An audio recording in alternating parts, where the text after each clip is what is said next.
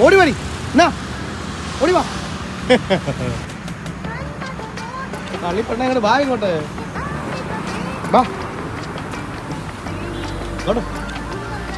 പോയി അടി ചാമ്പ് അങ്ങോട്ട് ബിരിയാണി ചാമ്പ്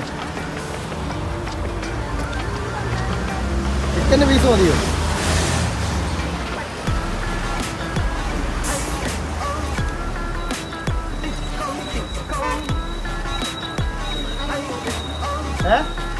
പീസ് ഉണ്ടോ നോക്കുക അത് കഴിഞ്ഞിട്ടല്ലല്ലോ ഇവിടെ തിന്നുന്നത്